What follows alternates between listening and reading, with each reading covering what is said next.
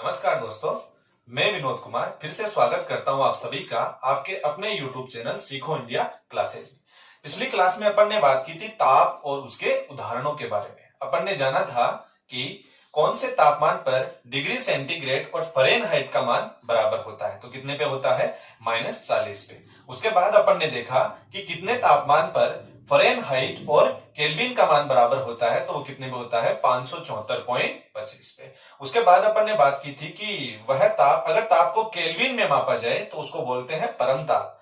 लेकिन एक था परम शून्य ताप। परम शून्य ताप पूरे संसार में पाए जाने वाला न्यूनतम तापमान है, और उसके बारे में अपन ने बताया था कि 0 केल्विन या 273.25 डिग्री सेंटीग्रेड को अपन परम शून्य ताप कहते हैं। और उसके अलावा अपन बात करें तो अपन ने लास्ट में बोला था कि एक त्रिक बिंदु के बारे में और ट्रिपल पॉइंट के बारे में अपन ने कहा था कि जल की तीनों अवस्थाएं जिस बिंदु पे होती हैं, यह वो पॉइंट होता है 0.15 डिग्री सेंटीग्रेड या 273.15 केल्विन पे जल की तीनों अवस्थाएं समान होती है, ठोस, द्रव और गैस। उसको क्या बोलते हैं अपन, ट्रिपल पॉइंट या जल का त्रिक बिंदु।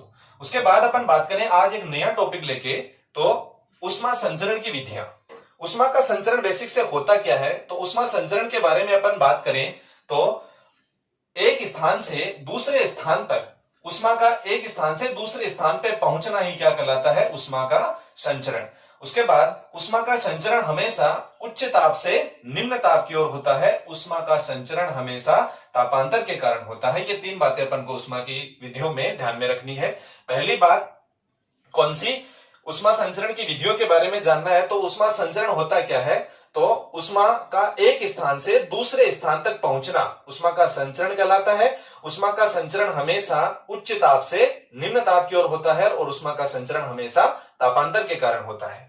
उसके बाद में बात करूं कि उष्मा संचरण की बेसिक से तीन विधियां होती है। पहली होती है चालन, जिसको बोलते हैं अपन कंडक्शन। दूसरी होती है संवहन, जिसको बोलते हैं कन्वक्शन। और तीसरी विधि है अपनी विकिरण, जिसको बोलते हैं अपन रेडिएशन। ये तीन विधियों द्वारा उष्मा का क्या होता है, संचरण होता है। अगर अपन पहली विधि की बात करें कि चालन विधि में क्या होता है, तो चालन विधि में देखते हैं तो जो चालन विधि है उसमें उष्मा के संचरण के लिए माध्यम की आवश्यकता होती है। अगर मैं बात करूं कि संवहन विधि में क्या होगा, तो संवहन विधि में भी उष्मा के संचरण के लिए माध्यम की आवश्यकता होगी, लेकिन जो विकिरण विधि है उसमें कभी भी माध्यम की आवश्यकता नहीं होती। यह निर्वात में भी गमन कर सकती है। उसके बाद चालन विधि में क्या होगा, उष्मा संचरण की वह विधि जिसमें उष्मा का संचरण एक स्थान से दूसरे स्थान तक बिना अणुओं की गति के कारण होता है, वह कौन सी विधि है, चालन विधि। उसके बाद इसके एग्जाम्पल के बारे में बात करें तो लोहे की रोड के एक सिरे को गर्म करने पर पूरी रोड का गर्म होना किसका उदाहरण है, चालन विधि का। यह विधि सबसे ज्यादा किसमें पाई जाती है, ठोसों में। ठोस जितने भी होंगे उनमें चालन विधि के कारण ही उष्मा का संचरण होता है। और अगर मैं बात करूं, इसमें कण जो होते हैं वो स्थिर होते हैं, केवल ऊर्जा का क्या होता है, स्थानांतरण होता है। उष्मा के चालन विधि में चार बातें ध्यान में रखनी है। पहली बात, इसके लिए संचरण के लिए माध्यम की आवश्यकता होती है। दूसरी बात, इसमें उष्मा के संचरण की वह विधि जिसमें उष्मा का संचरण एक स्थान से दूसरे स्थान पर बिना अणुओं की गति के कारण होता है, वह कौन सी विधि है, चालन विधि। यह विधि केवल ठोसों में पाई जाती है। और अगर चौथी बात ध्यान में रखनी है कि इसमें कण स्थिर रहते हैं, केवल ऊर्जा का क्या होता है, स्थानांतरण होता है। अगर उदाहरण के तौर पे देखें तो लोहे की रोड के एक सिरे को गर्म करने पर पूरी रोड का ही गर्म होना किसका उदाहरण है, चालन विधि का। उसके बाद सर्दियों में एक मोटी कंबल के बजाय दो पतली कंबल ज्यादा गर्म रहती है। वो क्यों, क्योंकि उनके दो जो कंबल होती है उनके बीच में एक वायुरोधी परत बन जाती है जो कुचालक की तरह व्यवहार करती है, वो ज्यादा गर्म होती है। उसके बाद में सर्दियों में लोहे की कुर्सियां ज्यादा ठंडी होती है, वो भी किसका एग्जाम्पल है, चालन विधि का। उसके बाद में अपन बात करें कि संवहन में क्या होगा या कन्वेक्शन में क्या होगा, इसमें माध्यम की आवश्यकता होती है। उष्मा संचरण की वह विधि जिसमें उष्मा का संचरण एक स्थान से दूसरे स्थान पर अणुओं की गति के कारण होता है, वह विधि कौन सी है, संवहन विधि। संवहन विधि में क्या होगा, यह दो चीजों में पाई जाती है। एक तो होता है द्रव, दूसरा कौन सा होता है, गैस। यह दोनों में समान रूप से पाई जाती है। उसके बाद में बात करूं कि इसमें कण गति करते हैं। कण गति करते हैं। जैसे मैं बात करूं, उदाहरण के तौर पे लूं कि एक बर्तन लेते हैं, बर्तन में पानी भरा हुआ है, पानी को अगर नीचे से अपन स्टोव से आग जलाते हैं नीचे से, तो उसके कण धीरे धीरे गर्म होते होते पूरा पानी गर्म हो जाता है। वो किस विधि के कारण होता है?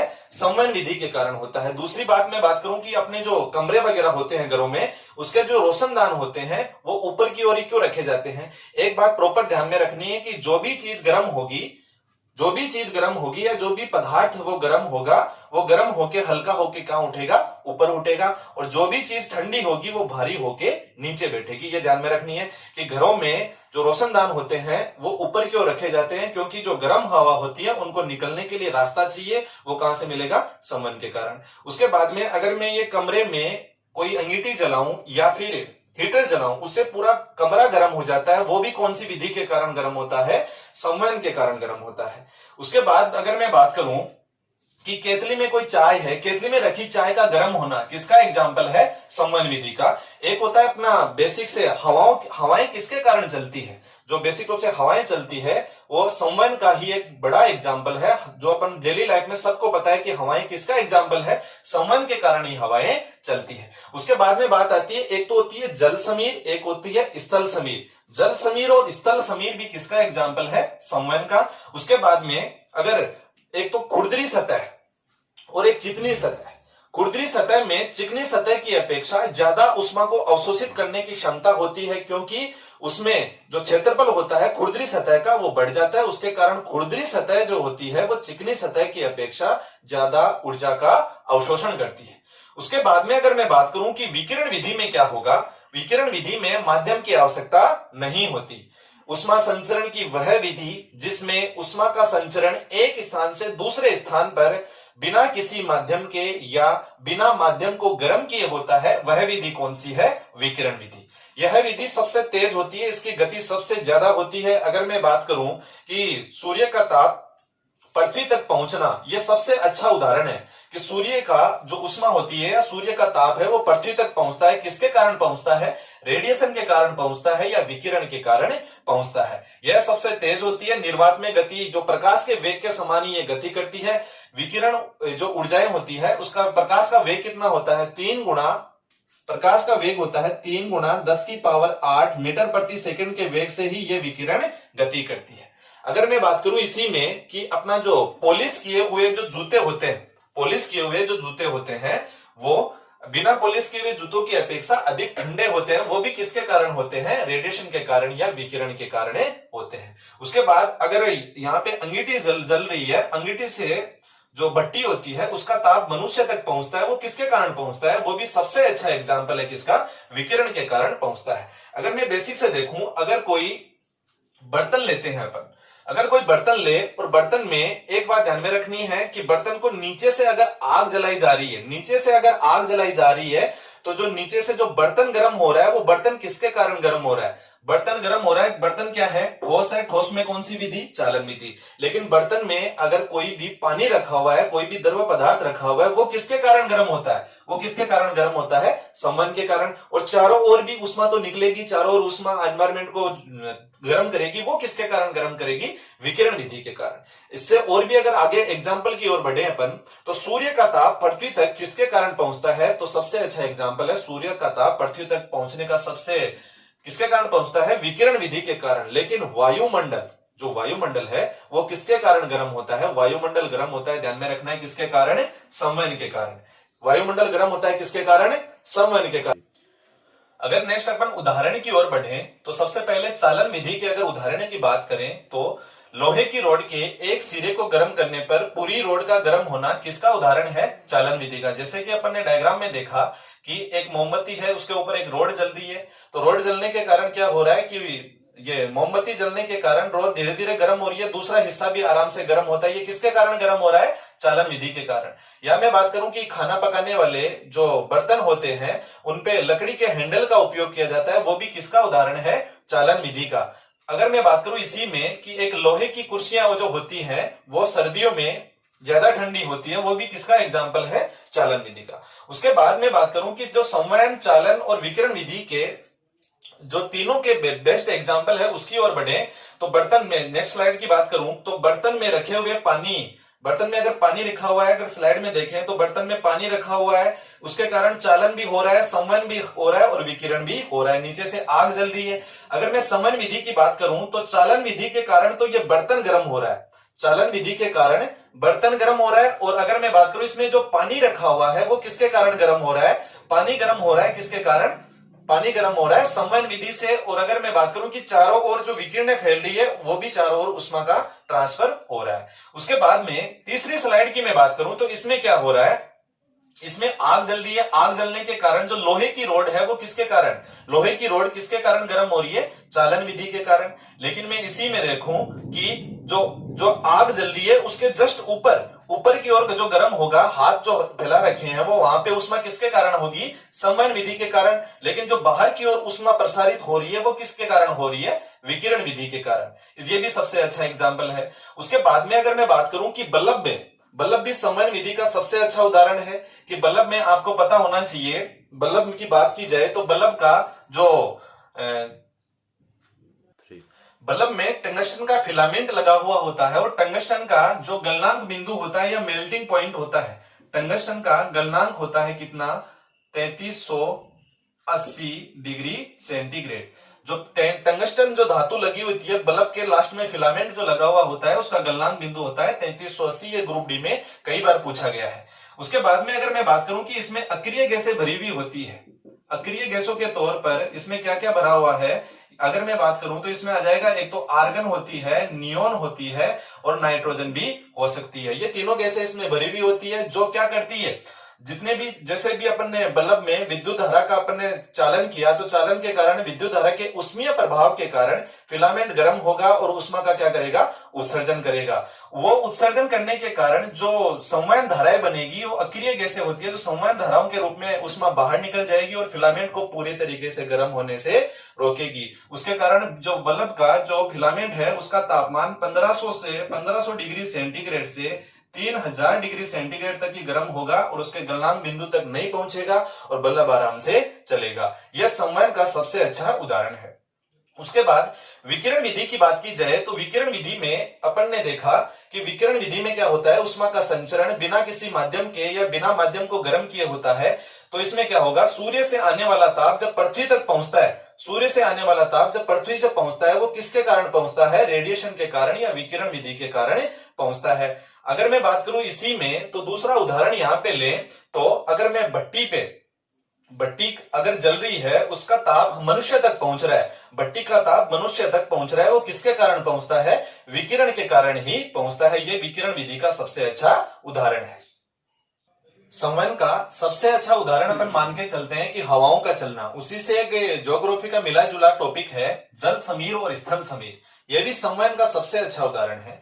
इसके तौर पे अपन बात करें तो एक तो होता है अपना स्थल, एक होता है जल। अगर दिन के समय क्या होगा, सूर्य होगा, सूर्य से आने वाली किरणें स्थल की ओर भी पड़ेगी और किसके, जल की ओर भी पड़ेगी। लेकिन रात के समय भी अगर मैं बात करूं कि जो चंद्रमा का प्रकाश है वो स्थल की ओर भी पड़ेगा और जल की ओर भी पड़ेगा। लेकिन दिन के समय क्या होगा, दिन के समय अपन बात करें तो दिन के समय एक बात ध्यान में रखनी है कि मरुस्थल जल्दी गर्म और जल्दी ठंडे क्यों होते हैं। इसका सबसे अच्छे की बात करें कि विशिष्ट उष्मा होती है इसमें कि जल देरी से गर्म और देरी से ही ठंडा होता है और मरुस्थल जल्दी गर्म और जल्दी ठंडे होते हैं। क्योंकि अगर मैं बात करूं कि जल में क्या होता है, जल की विशिष्ट उष्मा उच्च होती है, सबसे ज्यादा होती है, जिसके कारण जो जल है वो देरी से गर्म और देरी से ही ठंडा होता है। दिन के समय क्या होगा, सूर्य से आने वाली प्रकाश की किरणें स्थल की ओर भी पड़ेगी और जल की ओर भी पड़ेगी। तो इसके कारण जो दिन के समय है वो स्थल वाला भाग क्या होगा, ज्यादा गर्म होगा। जो चीज मैंने पहले भी बताई कि जो चीज गर्म होगी वो हल्की होकर कहां उठेगी, ऊपर उठेगी। यहाँ की हवाएं हल्की होकर कहां उठेगी, ऊपर उठेगी। इन हवाओं की पूर्ति करने के लिए, इन हवाओं की पूर्ति करने के लिए हवाएं चलेगी किधर, जल से स्थल की ओर, जल से स्थल की ओर। इसको क्या बोलेंगे अपन, जल समीर। इसको क्या बोलेंगे, जल समीर। लेकिन इसी में रात के समय क्या होगा, रात के समय आपको पता है कि जल देरी से गर्म और देरी से ही ठंडा होता है। तो इसमें क्या होगा, रात के समय ये जल वाला भाग है, जल वाला भाग है वो ज्यादा गर्म होगा बजाय किसके, स्थल वाले भाग से। तो जो चीज गर्म होगी वो हल्की होके कहां उठेगी, यहाँ की वायुदाब जो हवाएं हुए वो हल्की होके कहां उठेगी, ऊपर उठेगी। ऊपर उठेगी तो इनकी पूर्ति करने के लिए हवाएं चलेंगी किधर, स्थल से जल की ओर, स्थल से जल की ओर, तो इसको क्या बोलेंगे अपन, स्थल समीर। अगर ऐसे भी नहीं याद होता तो अपन ऐसे भी याद कर सकते हैं बेसिक तौर पे कि दिन के समय अगर कहीं पे अपन समुद्र के किनारे घूमने जाएं, ये भी क्वेश्चन पूछा गया है कि समुद्र के किनारे मौसम सुहावना होता है, क्यों? समुद्र के किनारे मौसम सुहावना होने का सबसे अच्छा रीजन यही है क्योंकि दिन के समय हवाएं चलेगी किधर, जल से स्थल की ओर, रात के समय हवाएं चलेंगी स्थल से जल की ओर। तो इसको याद करने का सबसे अच्छा तरीका है, अपन ऐसे भी याद कर सकते हैं कि समुद्र के किनारे अपन घूमने जाते हैं तो वहां पे अपन रात को तो समुद्र के किनारे घूमने नहीं जाएंगे, दिन में ही जाएंगे। तो दिन में जाएंगे तो कहां जाएंगे, जल की ओर जाएंगे, तो जल में जल समीर हो जाएगा। दिन में कौन सा जल समीर, और रात में अपन होटल वगैरह में जाने की कोशिश करेंगे तो क्या बोलेंगे, वो स्थल की ओर जाने की कोशिश करेंगे, तो उसको याद कर लेंगे जैसे स्थल समीर की तरह अपन याद कर सकते हैं। और अपन इसी में ऐसे भी देख सकते हैं, रिकॉल किया जाए तो एक बार आराम से देख लो, जल समीर में क्या होगा, जल समीर में ये स्थल वाला जो पोर्शन है ये गर्म होके यहाँ की हवाएं ऊपर उठेगी और इनकी पूर्ति करने के लिए तो इसमें क्या होगा, ये हवाएं हल्की होकर ऊपर उठेगी और इनकी पूर्ति करने के लिए ये जल से स्थल की ओर हवाएं चलेगी, तो क्या हो जाएगा, जल समीर।